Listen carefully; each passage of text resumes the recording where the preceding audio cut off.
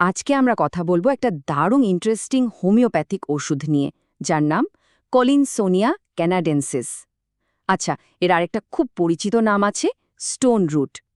তো চলুন দেরি না করে সরাসরি আলোচনা শুরু করে দিই। আচ্ছা, একটা প্রশ্ন দিয়ে শুরু করা যাক। এমন কি হয় যে অর্শ আর কোষ্ঠকাঠিন্য এই দুটো সমস্যা একই সঙ্গে কাউকে ভোগাচ্ছে? যদি উত্তরটা হ্যাঁ হয়, তাহলে আজকের এই আলোচনাটা তাদের জন্য খুবই কাজের হতে পারে।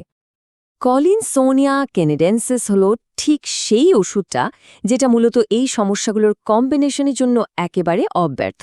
মানে যখন অর্শ, কোষ্ঠকাঠিন্য আর তার সাথে তলপেটে একটা ভারী ভাব বা কনজেশন থাকে, এই তিনটি জিনিস একসাথে থাকলেই কলিনসোনিয়ার কথা সবার আগে মাথায় আসে। কিন্তু প্রশ্ন হল, ক্যালিসোনিয়া কাজটা করে কিভাবে? এটা বুঝতে গেলে আমাদের একটু গভীরে যেতে হবে, মানে সমস্যার মূল কারণটা বুঝতে হবে। আর সেই কারণটা হলো শরীরের ভেতরে এক ধরনের যানজট, যাকে মেডিকেলের ভাষায় বলে পোর্টাল কনজেশন। চলুন তো বিষয়টাকে আরও সহজ করে বোঝা যাক।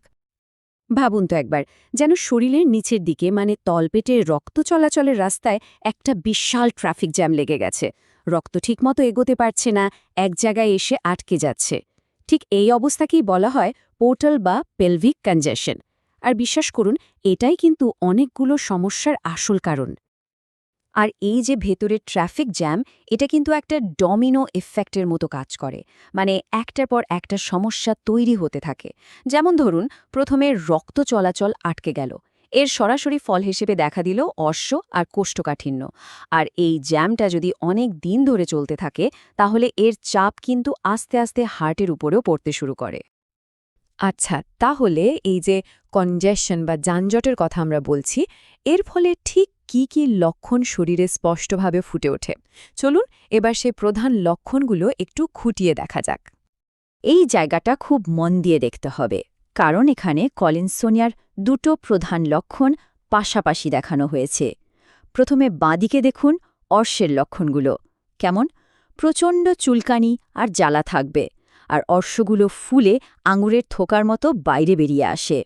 এবার ডানদিকে দেখুন কোষ্ঠকাঠিন্যের ব্যাপারটা। মল হবে একদম শুকনো আর শক্ত। অনেক চেষ্টা করেও সেটা বের হতে চায় না, আর এর জন্য মলদ্বারে সাংঘাতিক জ্বালা করে। দেখুন, বিখ্যাত হোমিওপ্যাথ ডক্টর উইলিয়াম বোরিকি কি বলেছেন। তিনি কলিনসোনিয়াকে অর্শের জন্য একটা অত্যন্ত মূল্যবান ঔষধ বলেছেন, বিশেষ করে প্রেগন্যান্সির সময়, যখন কোষ্ঠকাঠিন্য খুব জেদি হয়ে ওঠে তখনকার জন্য।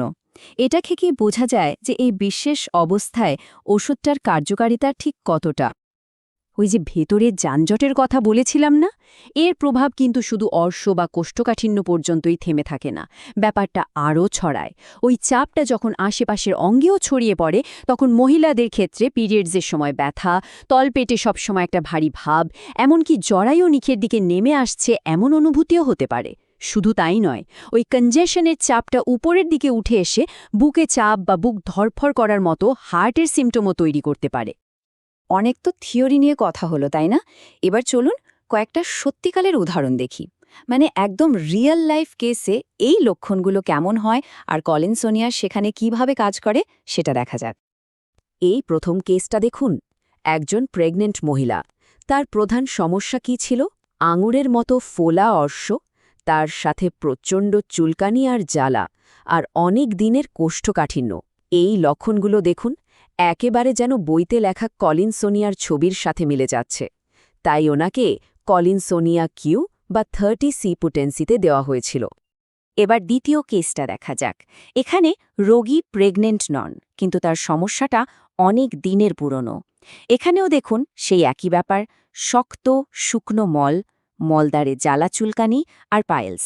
আর একটা খুব গুরুত্বপূর্ণ লক্ষণ ছিল, অনেকক্ষণ ধরে বসে থাকলেই সমস্যাটা বেড়ে যেত। এখানেও সব লক্ষণ মিলে যাওয়ায় কলিনসোনিয়া 30C দেওয়া হয়েছিল। তার মানে ওষুধটা শুধু প্রেগন্যান্সির মধ্যেই সীমাবদ্ধ নয়। এতক্ষণ ধরে তো আমরা অনেক কিছু নিয়ে আলোচনা করলাম।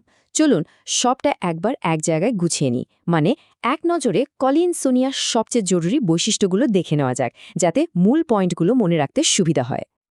দেখুন, হোমিওপ্যাথিতে এই ব্যাপারটা খুব জরুরি যে কোন জিনিসের সমস্যা বাড়ে আর কোনটায় কমে। এখানে যেমন দেখা যাচ্ছে কলিন সোনিয়ার কষ্টগুলো প্রেগন্যান্সিতে বা অনেকক্ষণ বসে থাকলে বেড়ে যায়। কেন? কারণ এতে তলপেটের চাপটা বাড়ে। আবার উল্টো দিকে গরম সেক দিলে বা মলত্যাগ করার পর একটু আরাম হয়, কষ্টটা সাময়িকভাবে কমে। তাহলে এত কথার পর যদি পুরো বিষয়টাকে একটা লাইনে বলতে হয়, তাহলে সেটা কি দাঁড়াবে? দাঁড়াবে এটাই: যখনই চুলকানিওয়ালা অর্শের সাথে খুব জেদি কোষ্ঠকাঠিন্য থাকবে, বিশেষ করে প্রেগন্যান্সির সময়, তখন সবার আগে যে ওষুধটার কথা মাথায় আসা উচিত সেটা হলো কলিন সোনিয়া। এটাই হলো আজকের আলোচনার মূল কথা। আজকের আলোচনা এখানেই শেষ করছি, তবে যাওয়ার আগে একটা প্রশ্ন রেখে যাই। এই যে একটা নির্দিষ্ট প্যাটার্ন, অর্শ, কোষ্ঠকাঠিন্য আর তলপেটে একটা ভারী ভাব, এই লক্ষণগুলো একসাথে, এরকম পরিস্থিতি কি কখনো আশপাশে চোখে পড়েছে? একটু ভেবে দেখার মতো বিষয়, তাই না?